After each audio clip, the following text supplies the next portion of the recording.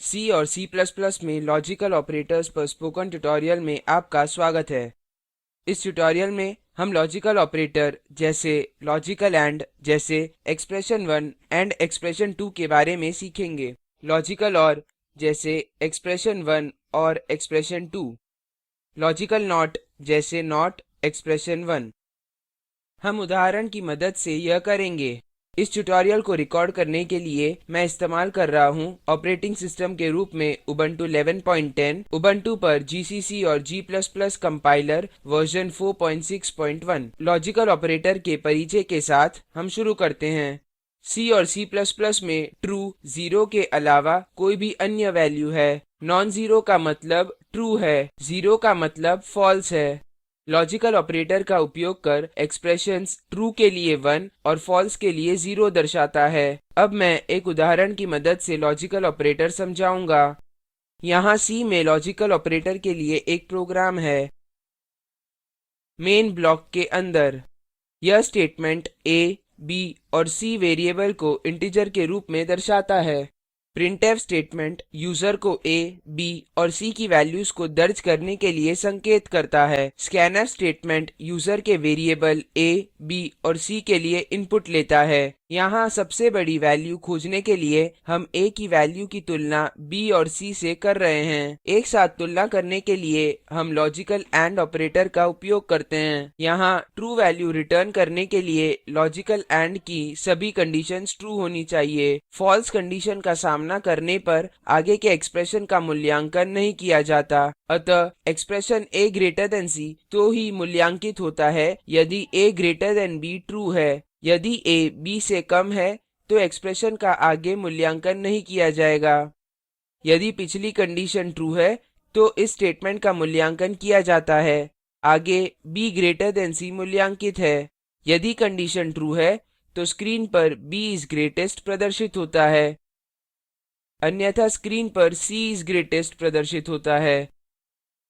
अब हम लॉजिकल और ऑपरेटर पर आते हैं। यहाँ ट्रू वैल्यू रिटर्न करने के लिए लॉजिकल और के लिए कोई एक कंडीशन ट्रू होगी। ट्रू कंडीशन का सामना करने पर एक्सप्रेशन का आगे मूल्यांकन नहीं किया जाता है। अतः यदि a == 0 है तो बाकी दो एक्सप्रेशन का मूल्यांकन नहीं किया जाएगा। यदि a, b या c 0 है तो यह printf स्टेटमेंट निष्पादित होती है। प्रोग्राम के अंत में आते हैं। रिटर्न 0 और एंडिंग कर्ली ब्रैकेट। अब प्रोग्राम को सेव करें। एक्सटेंशन .c के साथ सेव करें। मैंने अपनी फाइल logical.c नाम से सेव की है। Ctrl, Alt और T कीज एक साथ दबाकर टर्मिनल खोलें। कोड को कंपाइल करने के लिए टाइप करें gcc space logical.c space -o space log। Enter दबाएं। निष्पादित करने के लिए टाइप करें /log। एंटर दबाएं। मैं यह वैल्यू दर्ज करूंगा 0, 34, 567।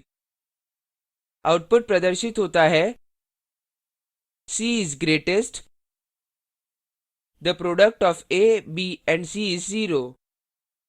आपको इनपुट के भिन्न सेट के साथ एक प्रोग्राम को निष्पादित करने का प्रयास करना चाहिए। अब वही प्रोग्राम C++ में लिखते हैं।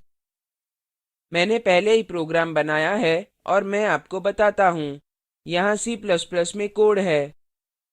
अब वही प्रोग्राम C++ में बनाने के लिए हम कुछ बदलाव करते हैं। यहाँ हेडर फाइल में बदलाव है। यूजिंग स्टेटमेंट इस्तेमाल की गई है। और यहाँ आउटपुट और इनपुट स्टेटमेंट में एक अंतर भी है। ऑपरेटर वैसे ही काम करते हैं जैसे वे C में करते हैं। सेव पर क्लिक करें। सुनिश्चित करें कि फाइल एक्सटेंशन .cpp के साथ सेव की है। Ctrl, Alt और T कीज एक साथ दबाकर टर्मिनल खोलें। प्रोग्राम कंपाइल करने के लिए टाइप करें g logical.cpp space -o space log1। Enter दबाएं। निष्पादन करने के लिए टाइप करें /log1। एंटर दबाएं। मैं यह वैल्यू दर्ज करूंगा 0, 34, 567। अतः हम C प्रोग्राम के समान आउटपुट देखते हैं। आपको इनपुट के भिन्न सेट के साथ प्रोग्राम को एग्जीक्यूट करने का प्रयास करना चाहिए। अब हम एक एरर देखते हैं जो आ सकती है। एडिटर पर जाएं। मान लीजिए यहाँ हम ब्रैकेट्स भूल गए। इसे डिलीट करें। देखते हैं क्या होता है। प्रोग्राम सेव करें। टर्मिनल पर वापस आ जाएं। पहले की तरह कंपाइल और एग्जीक्यूट करें। हम एक एरर देखते हैं expected identifier before token। यह इसलिए क्योंकि यहाँ हमारे पास दो भिन्न एक्सप्रेशन हैं। हमें एंड ऑपरेटर का उपयोग करके उनका मूल्यांकन एक एक्सप्रेशन के रूप में करना है। अब अपने प्रोग्राम पर वापस जाएं और एरर फिक्स करें। यहाँ ब्रैकेट्स प्रविष्ट करें।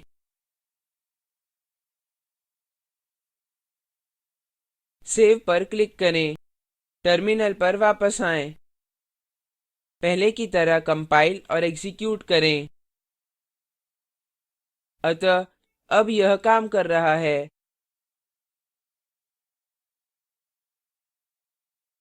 अब इस ट्यूटोरियल को सारांशित करते हैं। इस ट्यूटोरियल में हमने निम्न के बारे में सीखा। लॉजिकल एंड जैसे a greater than b and a greater than c। Logical और जैसे a == 0 और b == 0 और c == 0। नियत कार्य एक प्रोग्राम लिखें जो यूजर से इनपुट के रूप में दो नंबर ले। नॉट ऑपरेटर का उपयोग करके जांचें कि दो नंबर बराबर हैं या नहीं।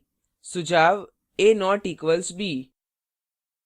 निम्न लिंक पर उपलब्ध वीडियो देखें। यह स्पोकन ट्यूटोरियल प्रोजेक्ट को सारांशित करता है। यदि आपके पास अच्छा बैंडविड्थ नहीं है तो आप इसे डाउनलोड करके भी देख सकते हैं। Spoken tutorial project team spoken tutorials का उपयोग करके कार्यशालाएं भी चलाती हैं। उनको प्रमाण पत्र भी देते हैं जो ऑनलाइन टेस्ट पास करते हैं। अधिक जानकारी के लिए कृपया contact@spoken-tutorial.org पर लिखें। Spoken tutorial project talk to a teacher project का हिस्सा है। यह भारत सरकार के MHRD के ICT के माध्यम से राष्ट्रीय साक्षरता मिशन द्वारा समर्थित है। इस मिशन पर अधिक जानकारी इस लिंक पर उपलब्ध है spoken-tutorial.org/nmeict-intro। यह स्क्रिप्ट सिद्धेश द्वारा अनुवादित है। मैं यश वोरा आपसे विदा लेता हूँ। धन्यवाद।